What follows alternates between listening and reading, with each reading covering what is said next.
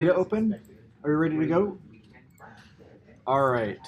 So last week, give me a reminder. What did we talk about last week?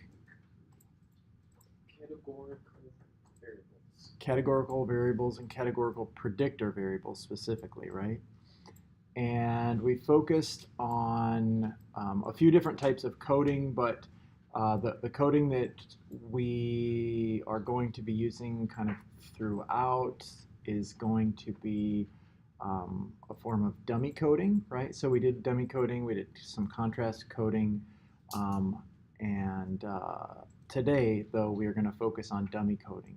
What we're going to be looking at today, actually, before we get to that, um, when we uh, when we add categorical variables in as predictors, right? We are taking a single variable that identifies conditions or groups or some sort of nominal characteristic, right? And we're breaking that up into a series of um, variables that indicate group membership, correct? And when we add those up, how many groups or how many predictor variables do we have as a function of groups? G minus 1, right? So if we have three groups, how many predictors do we have in there? Two. And in the case of dummy coded variables, where they are coded as 0 and 1, our two groups are coded as 0 and 1. If we run a regression model with our two predictors, our G minus 1 predictors in there.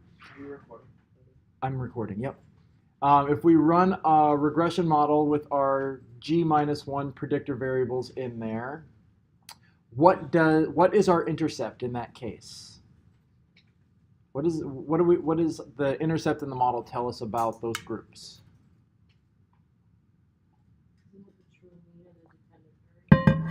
Yeah, under the dummy coded conditions. So remember, we went through different types of conditions. We did dummy coding, but then we also did, what were the, anybody remember what were the other two called? Weighted and unweighted coding, right? So in weighted and unweighted coding, the mean is actually the intercept is the actual mean of the dependent variable, and then it varies slightly based on whether we weight those groups as a function of the number of people that are in the number of observations in each group or not.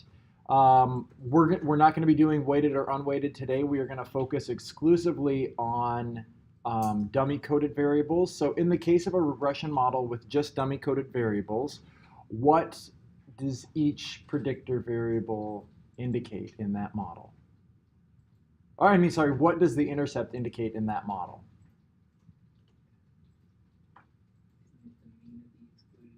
Yes, the mean of the excluded group or the mean of the always zero group, right? So our intercept is the mean of the always zero group. And then we have two predictors in there, right?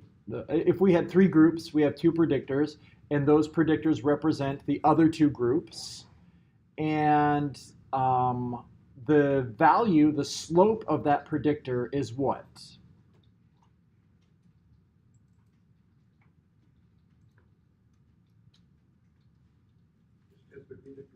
Yep, the difference between the two means. And the two means being the mean of that specific group and the zero group or the non-included group or simply the intercept, right? The different and you can go through and add add that slope to the intercept, and you'll actually have the exact mean of the other group, right? Today we're going to deal with a very interesting case in which not only the means differ, but the relationship between two variables within that group differ. So the way to keep this in mind is the main effect of a condition when we are dealing with categorical variables always refers to the main effect differences in means. We're going to talk about an interaction between conditions now today. And when we talk about an interaction with conditions, we're going to be talking about differences in associations across conditions. Let's start with a brief kind of review of what we did last time by way of actually doing it. So we have here some data. Let's go analyze, descriptives, explore, and let's just throw a group over here. And let's have a look at our group.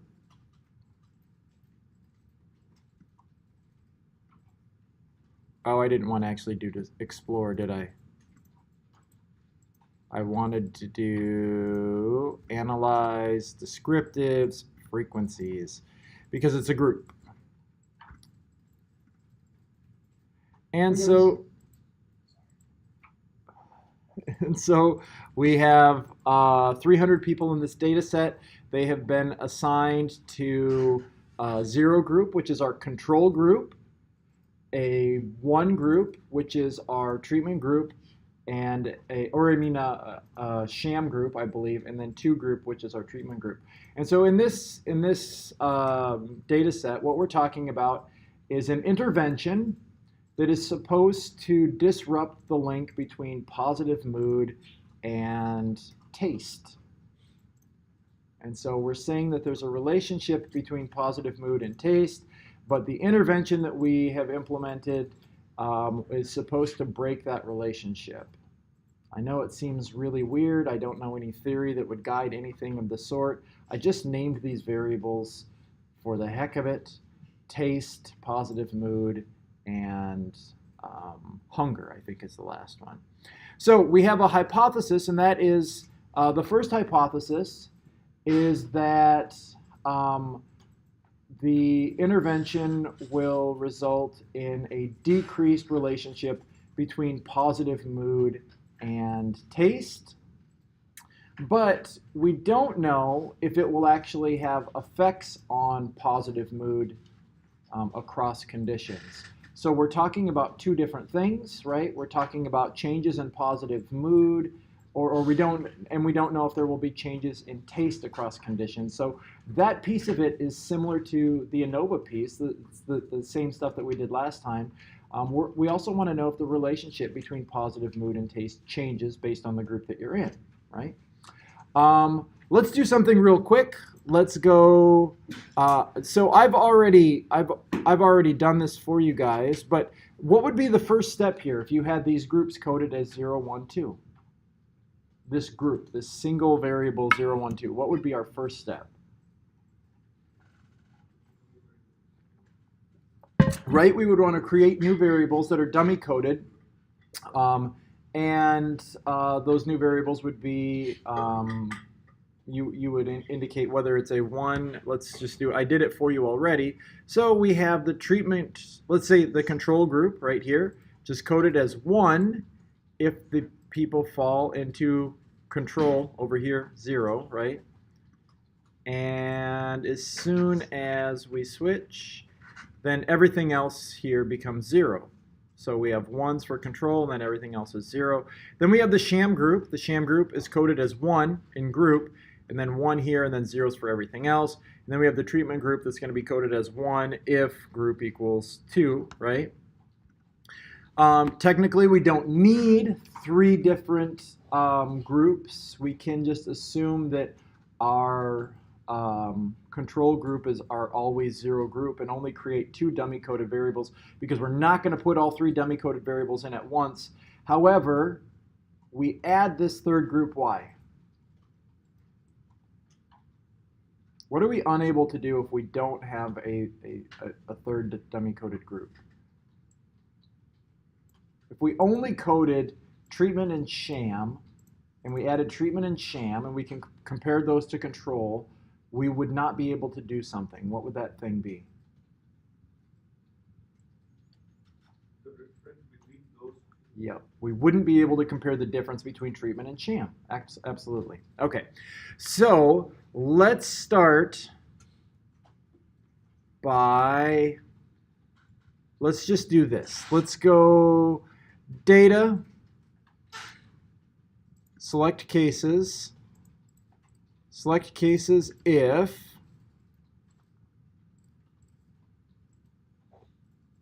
treatment group equals 0.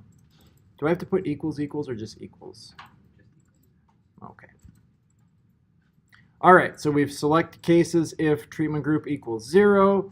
And let's go analyze descriptives, explore, and, oh, well, we can do this, sure. Let's move positive over here. And let's just hit OK. So this is going to give us our mean level of positive mood. And it is 0.8584. And we see our kind of distribution of positive mood here. What we should actually do maybe is go analyze descriptives, explore, and let's put positive mood, hunger, and taste over here. Let's have a look at all of these together.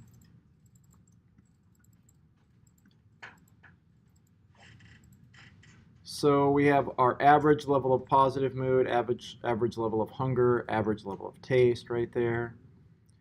And let's go analyze, correlate, bivariate, and let's do the same thing. Let's go positive, hunger, taste.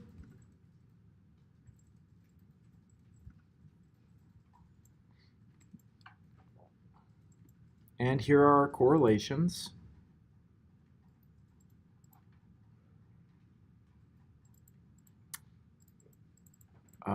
Looks like positive and taste are perfectly correlated. That's interesting.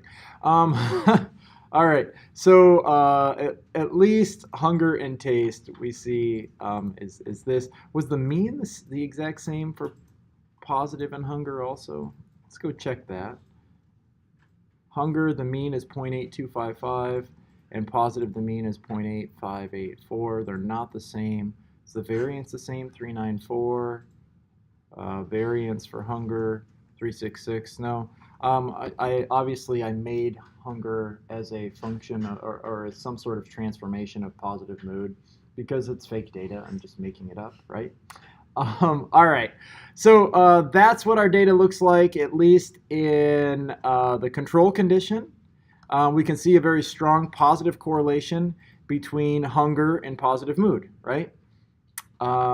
And the exact same correlation between taste and hunger, because positive mood and taste are the same variable, apparently. All right, so now let's go data, select cases again, and let's go if group equals 1. Hit continue, hit OK, analyze, descriptives, explore. Let's leave those same ones in there. Now our means before were all around 0.8. We can see here our means have changed now. For positive mood, it goes up 0.94. Hunger actually went down a little bit, I think, and then taste 0.32. Let's have a look here. Hunger did go down. Positive mood went up. And taste went way up. Right?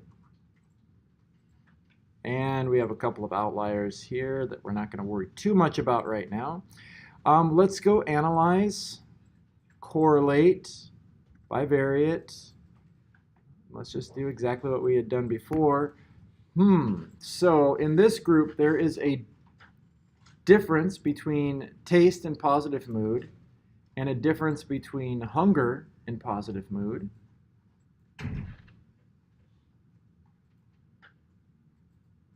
Compared to what we saw from our last group, right? What was the correlation between positive mood and taste in the last group?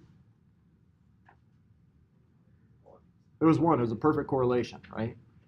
What was the correlation between positive mood and hunger in the last group?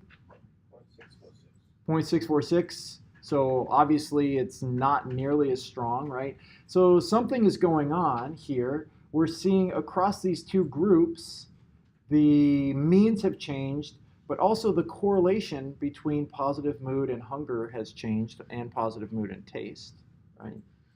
So this intervention that we're implementing, which in this case is a sham intervention, right? So we have a control group that gets nothing, a sham group that gets something weak, and then a treatment group that gets something strong, we'll say. But regardless, we can see that as we move across conditions, the associations between these variables are starting to change. And when we have differences in associations based on some other variable, what is that called? Moderation. Yeah, that's moderation, right? That's an interaction. So we have an interaction with condition here. Let's do the same thing that we did before, but now let's go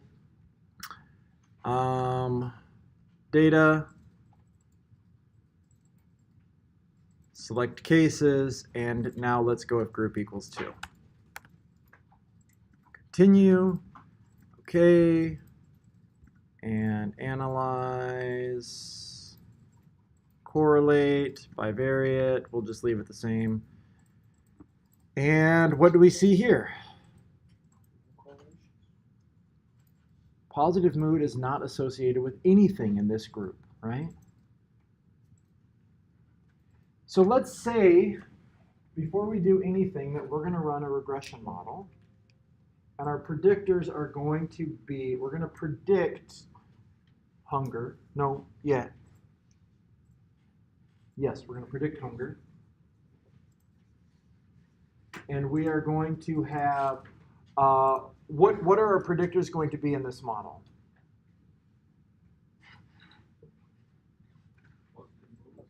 Okay, so we have to have positive mood.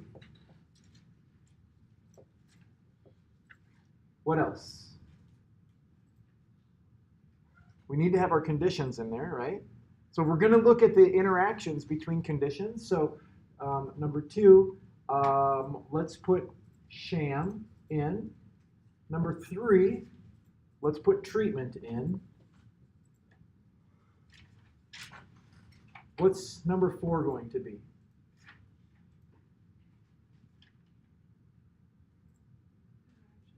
The interaction of what? You're right.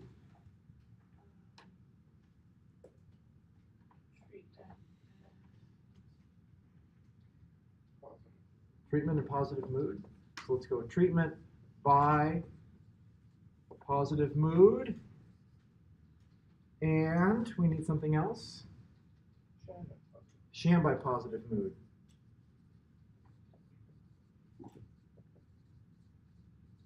Okay. So we run this model, and if this is statistically significant, what do we know? This is a test of a hypothesis, right? If this is statistically significant, this interaction here, then what does that tell us about this? Let's take a step back. If this is statistically significant, what do we know?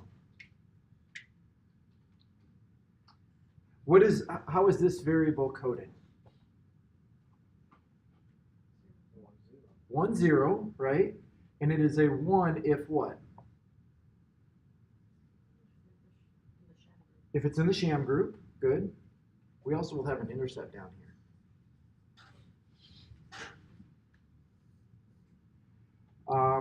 And this is also coded as 1, 0. And what are 1s here? 1 if you're in the treatment group. Okay, so if this is statistically significant, if this slope, because it's going to be a slope in our regression model, right? If this slope is statistically significant, what does that tell us?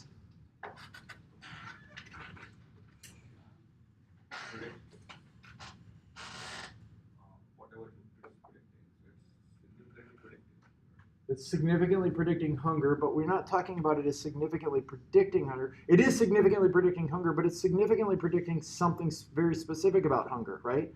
Because it's dummy coded as a sham.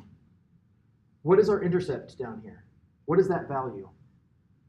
The mean of hunger. The mean of hunger for control group, right? So if this is statistically significant, what is that telling us? The significant increase in the mean value of hunger when there is a sham. Perfect. So it says that the sham group has higher or lower. It's significantly different. Let's just go different.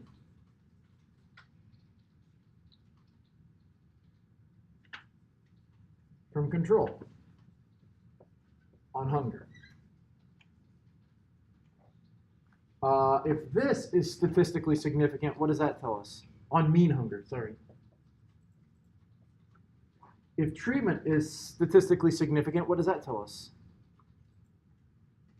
That the treatment group significantly differs from the control group. On what? Mean. Mean hunger, right? So this would say treatment group is different from control on mean hunger. And the value of this slope is what?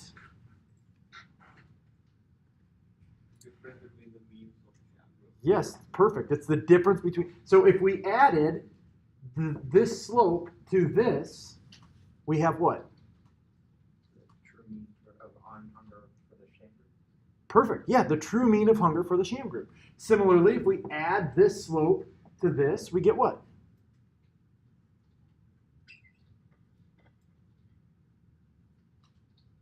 Mean of the hunger for the treatment. Perfect. Yes, that's exactly right. So each one of these represents an effect, the relative effect of difference for the control group, or for relative to the control group, right? If we take that exact same approach then, this is our intercept in our control group. This is how much we differ from a control group. This is how much they differ from the control group. What is this?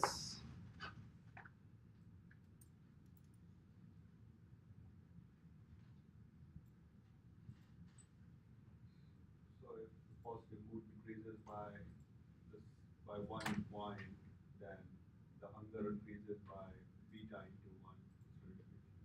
Perfect. For who?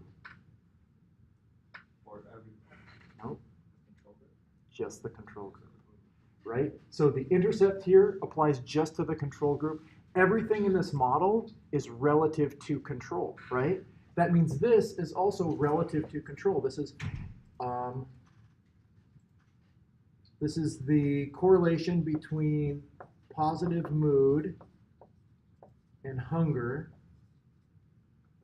for control. And I'm using control here, but it's not really control. What is it for? It's for whoever we've set as 0, right? So this is really the 0 group. Because we can change that to have a different 0 group, right? So I want you to think of this slope, right, as in the same manner that we think of this intercept. That means that this applies to the intercept and this applies to the intercept, right?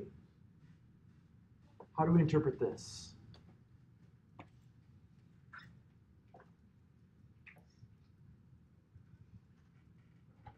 Use the same principles that you apply for this and this on here to this and this on here.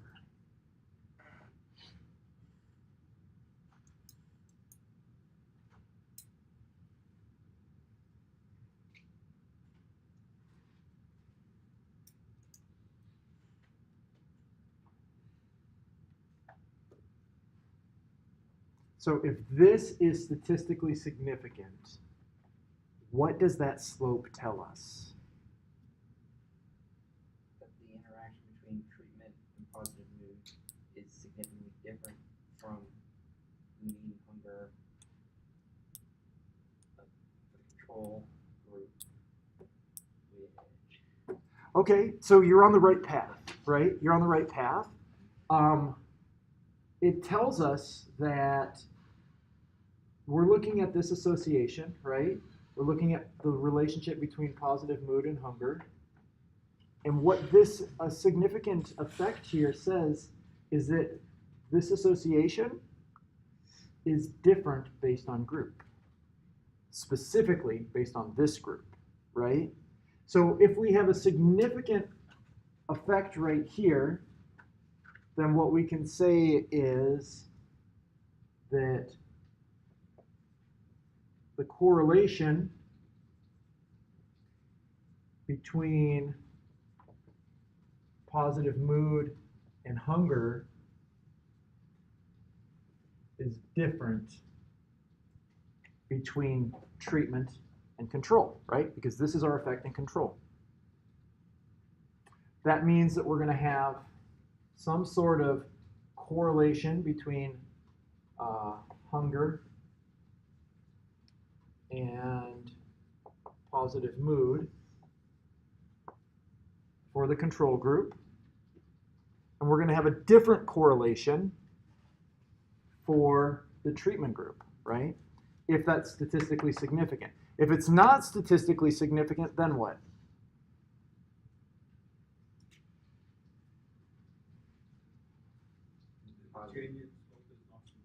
Yeah, the correlation between positive mood and hunger is the same for the treatment group and the control group, right?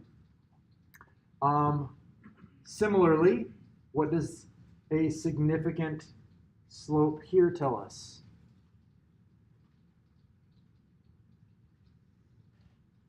If this interaction is statistically significant, what does that tell us?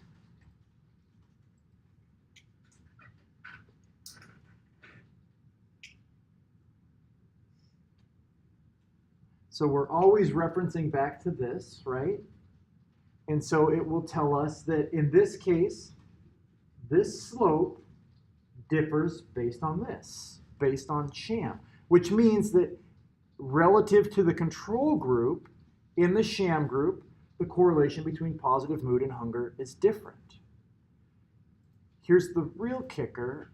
How do we tell when, how do we tell the difference between treatment and control based on this model right here, just in mean intercept, just in the average? How do we find the average of treatment?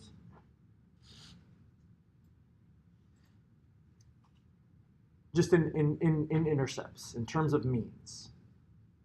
I said this just a couple minutes ago. Yeah, we add, right? You just add this slope to this, and you get that mean. You can add this slope to this, and you get the mean of sham. Same principle applies. We have a correlation right here. If we add this slope to this, we have the correlation for the treatment condition. If we add this slope to this, we get the correlation in the sham condition. An interaction, these interaction terms with condition work in the exact same way for a slope as the main effects work for an intercept. Let's test that. All right, so if we're going to run a regression analysis, what is the first thing that we've got to do? Got to center our variable, right? So let's start with that. Let's center positive mood. In order to center positive mood, what's the first step that I need to do? What's that? Aggregate. And so we go, is it data? Aggregate. And we are going to aggregate across positive mood, right? Oh, I can't do that just yet. Data, select cases, all. Okay. Now data, aggregate, and positive. Oh, I almost put it in break variables. It goes up here. That is fine. We can just call it mean positive, and we hit OK. Let's have a look. Make sure it looks the way that it's supposed to. That is our mean positive mood across everybody, 0.89. Yep, all the way down, perfect. And now we go transform, compute. Let's call this C pos mood. And it is positive mood minus positive mood mean. Correct? We all tracking? All right. What's the next thing we need to do to test this sort of a model? Form our interactions. Perfect. So let's go transform, compute, and we need, what do we need for interactions?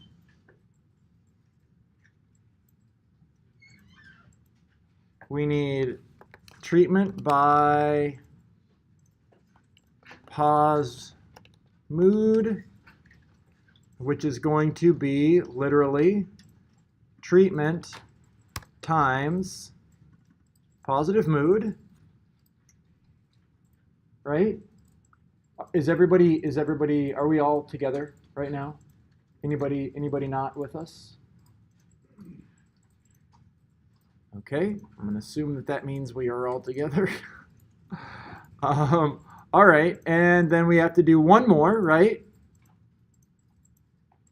We need to have sham by positive mood, and so let's change this to shampoo.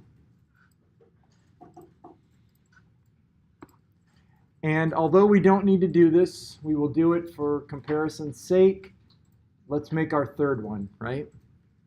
So transform, compute, we will call this con by pos mood, and we are just going to multiply our control group. Had I not made these groups for you, could we just use the one variable that's coded 0, 1, 2? No, you could not.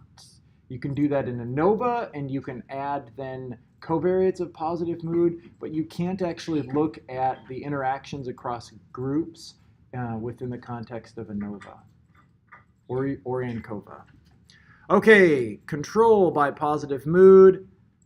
Now that we've calculated all of our interaction effects, what is our first step here? What are we going to do?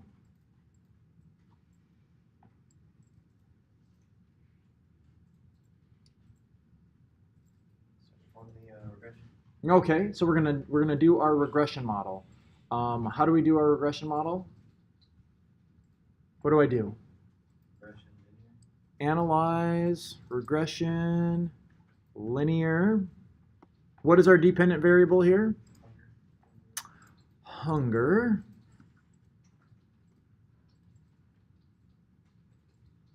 And then what? Centered positive mood right here. Okay, what else? Treatment and sham. I am not worrying about steps here. If I run this model right here, what do each one of those predictors give us?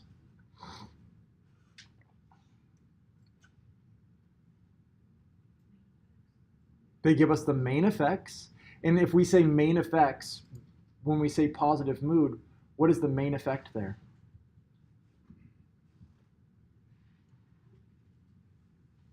Because we have not yet entered any type of interactions, that right there, that positive mood is actually the main effect across all conditions, right? It won't be until we add in the interaction effects that positive mood becomes just the positive mood in the context of each condition. Remember, when we plot out our regression models, when we write out our regression equation, the way that positive mood becomes just that control group is because you have positive mood times a bunch of zeros, right? Which zeroes out positive mood for those other conditions that are not ones, right? Okay, We're not going to worry about that though. We are going to add in our treatments here. Let's go with treatment and sham. And we're not going to worry about grabbing any other statistics right now. Let's just hit go. So we run this model, we scroll down, and this is what we get. So somebody help me out here. What does this first variable tell us? Actually, start with the constant. What does that constant tell us?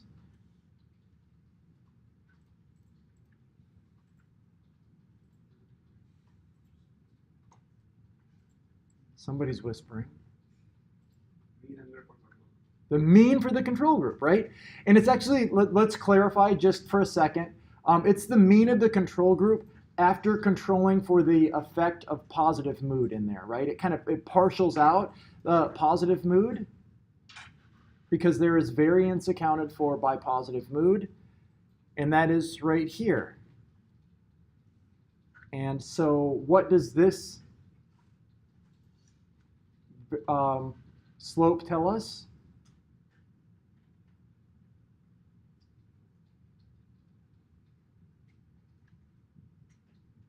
What does that slope tell us?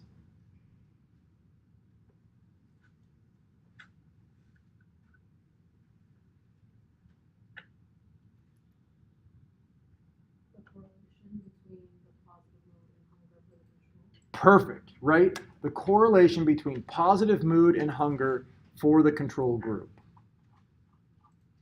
It's excellent. What does this slope tell us? Actually, and is this a strong is there a significant relationship between positive mood and okay, good. Now what does this slope tell us?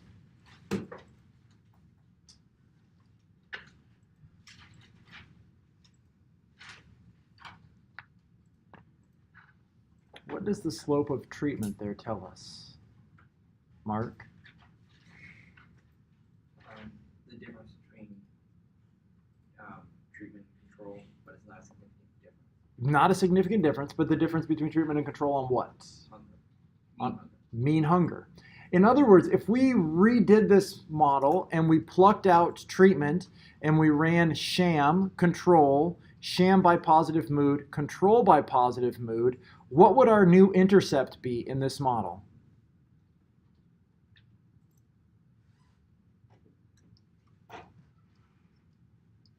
You can figure that out just by looking at this table. What would our new intercept be? Roughly 0.75, yeah, right? And how did he come up with that? Manny? Adding the two values. Yeah, right, it's that simple. So let's do the next one then. Same, sham. What does that value tell us? Samantha. Sam. Is it the correlation between sham and Not correlation. Daniel, what does that value tell us? It's the mean difference Mean difference between between sham and sham and the control on hunger. Perfect. In other words, 0.75, right? If we redid this model and made sham the always zero group, then our new intercept should be like roughly 0.75. Now we get to the really interesting piece of all of this. What does this tell us?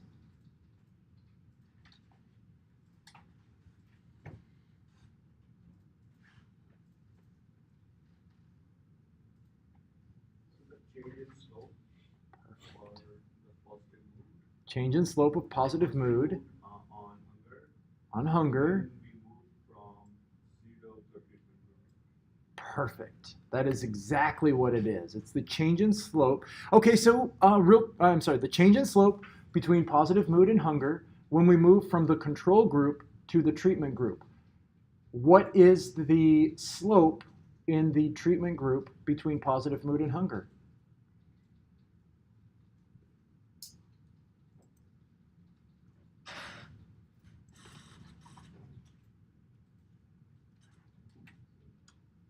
I'm going to have to use my calculator.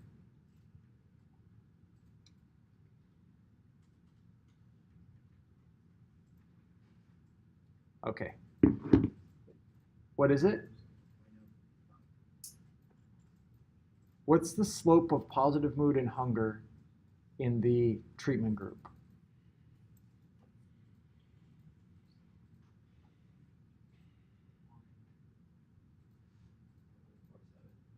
Say that again? 0.047. No, not 0.047. How'd you get 0.047? Oh wait, I bet hold on, you might be right. I might have put in the wrong number and subtracted the wrong number. Ah, you're right. I'm sorry. I put in the intercept and subtracted from the intercept. It's not from the intercept, right? 0.047. You're right.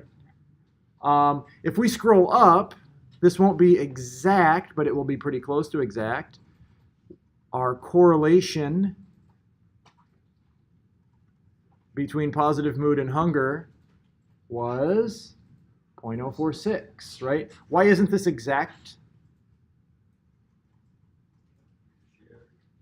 Yeah, there's a little bit of shared variance across groups, right? Like we're partialing out a small piece of shared variance in hunger between treatment and sham that actually gets accounted for here, but doesn't get accounted for in a bivariate association. So, yep. But that's pretty dang close, right? All right. What is going to be the slope? Remember 0.047 for me. What's going to be the slope of positive mood and hunger in the sham group?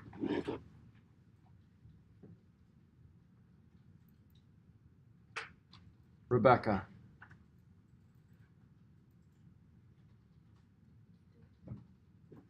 You don't know? Take a guess. It is more than 0 and less than 1.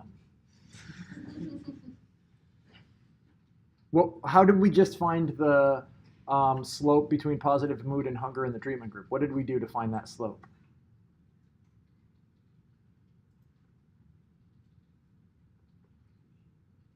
Okay, let's take a step back.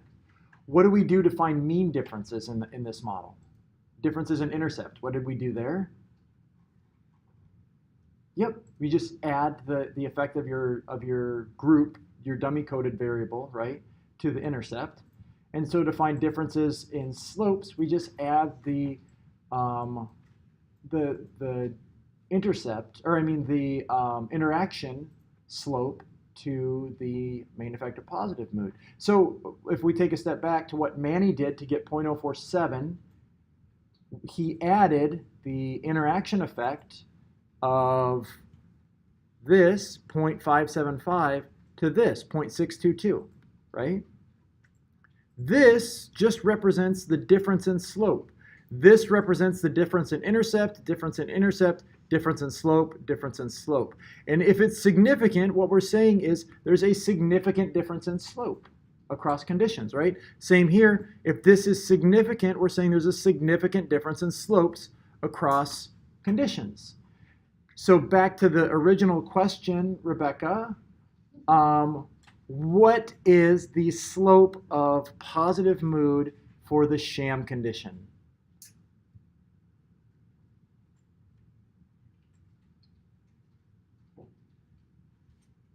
So you would take negative 0.090.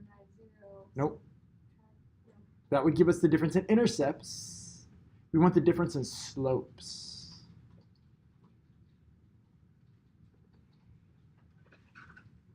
Remember, these indicate differences in slopes, right? We have the slope included in here. You can think about this. This is group by slope, right? This is slope. This is just group by slope, group by slope. So what we're saying is there's a difference in slopes for positive mood here. So back to the question, where are we adding this? We're adding it to something in that model. You're right.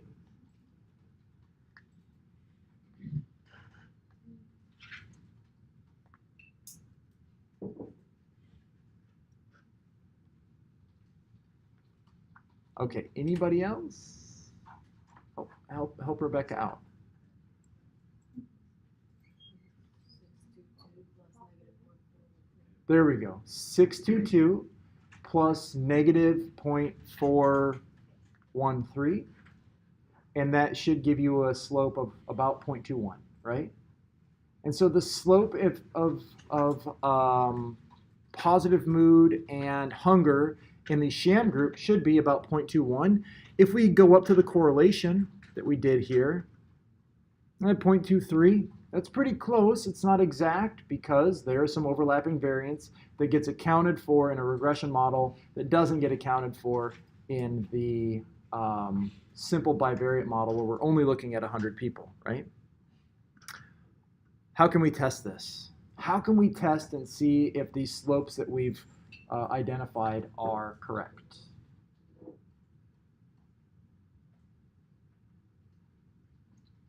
Actually, before we do that, somebody tell me how you would write up this regression model. What would you say?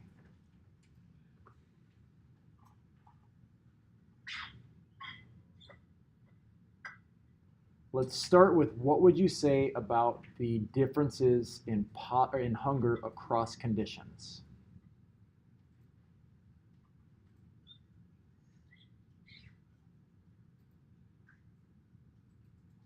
What brave soul wants to take a guess here? This is what we did last week, right? So what you would say here is exactly the same sort of thing that you would say last week.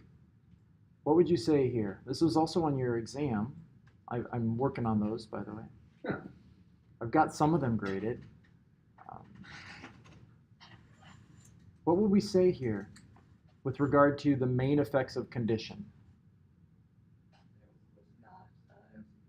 Perfect, yes.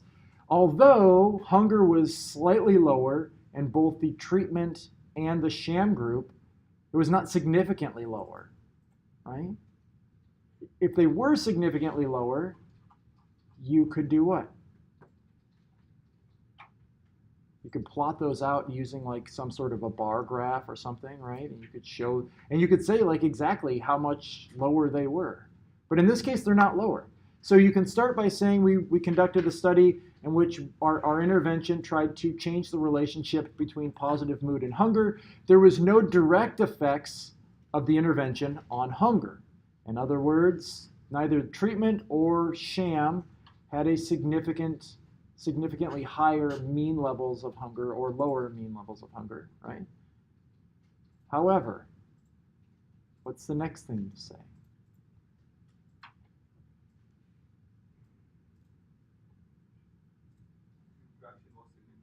The interaction was significant. And how would you describe that using just words, common language? What would you say? Maybe you need so I'll tell you what I would say. How about that? I would say that the slope between positive mood and hunger significantly varied or significantly differed between the control group and the treatment group, and between the control group and the sham group. And for each one of those, I would list the slope, the p-value, slope, and p-value, right? And that slope that I'm listing is the interaction slope, because the interaction is just telling you that they're different. That value actually tells you by how much they're different, right? And so then you could say in the control group, the relationship between positive mood and hunger was what?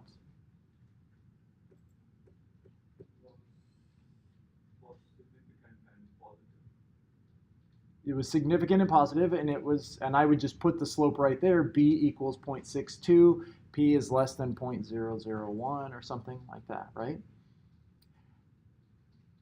We've said that our slope differs across those groups. If we're going to say that, it's important to say what those slopes are then across those groups, right? So right now, what we've walked through, we've said, hey, we did this intervention. There was no difference in mean levels of hunger. That's represented by this model. However, there were differences in the relationship between positive mood and hunger across conditions. And the relationship between positive mood and hunger was this for the control group. Our next step is to say what it was for the treatment groups, right? So how do we do that?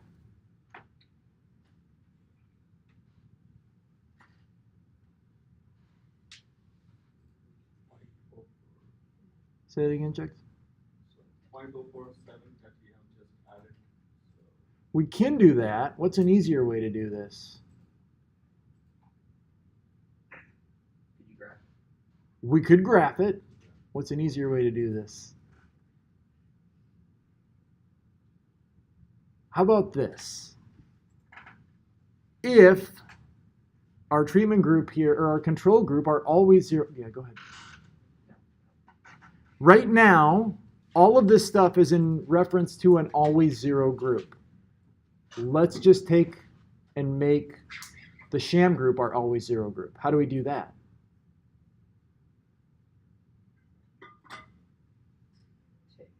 Run the employee, Yep. Say it again. run the regression again without sham and with control. Yes. Okay, so let's do that. Analyze. Regression, linear. We're going to leave in positive mood. We're going to remove sham. And we can't just remove sham, we also have to remove this, right? Sham by positive mood.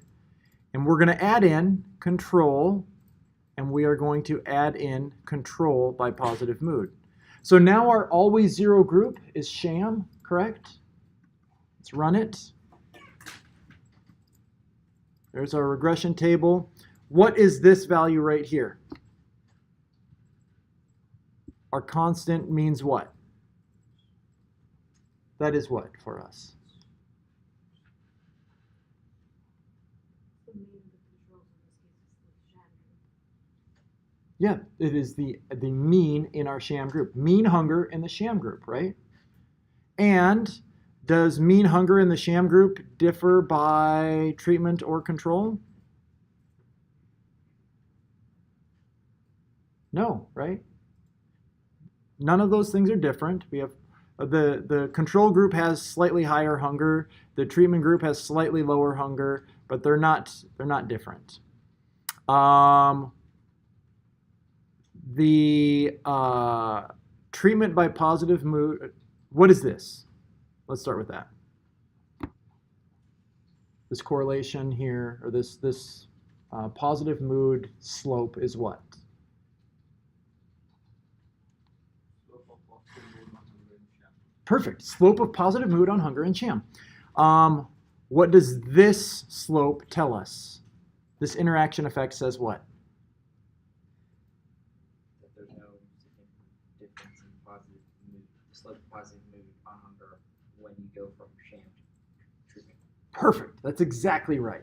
There is no difference in slope, no statistically significant difference in slope between positive mood and hunger when you move from treatment to sham. In other words, you can see that they are different, right?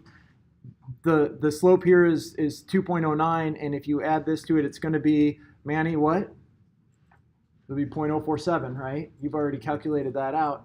But despite the fact that they are different in value, they're not statistically different, right? So the slope between positive mood and hunger in the sham condition and in the treatment condition are not statistically different. What does this tell you?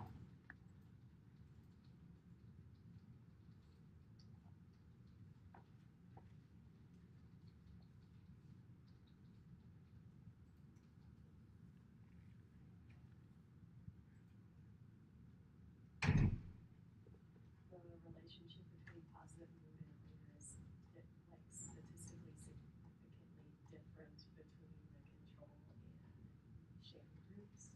Perfect. That's exactly right. And if you were to calculate those values, what is the relationship between positive mood and hunger in the control group?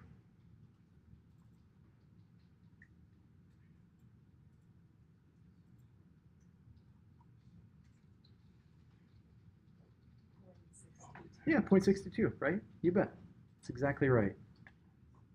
All right. So now we can say that the relationship between positive mood and hunger in the sham group is this. We have one thing left to add to our description of our results here, and what is that?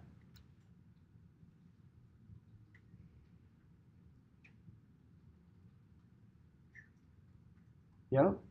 Say it louder. I heard somebody say treatment. Alex said you have to do the treatment as the zero group. Yes, treatment is a zero group. And when we do, let's go analyze, regression, linear. When we make treatment our zero group, we have to remove treatment by positive mood. We're going to add in sham then, right? And we're going to add in sham by positive mood. And here's our regression model.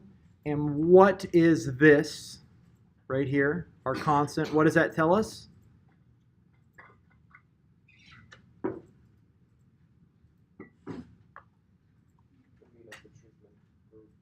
The mean of the treatment group. Perfect.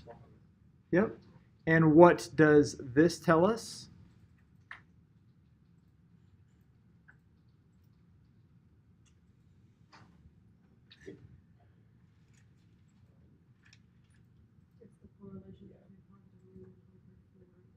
Perfect, right? So we've gone through and we've said, hey, we conducted this study. We had these 3 different conditions. Across conditions, hunger did not vary. However, the relationship between positive mood and hunger did vary. It was you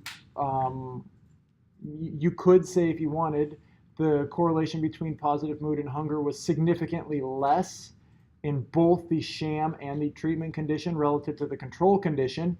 And you could put those slopes and those p-values for that because that's a test of the differences in slopes. And then you could say the slope for positive mood and hunger in the control group was 0.62. The slope for positive mood and hunger in the sham group was 0.21.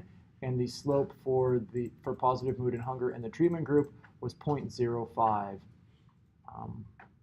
And the difference between 0.2 and 0.05 was not statistically significant. If you wanted to throw that in, you could. Does everybody understand how we got all of those values? Who does not understand how we got all of those values? Awesome. Let's take a short break, and when we come back, we are going to graph this.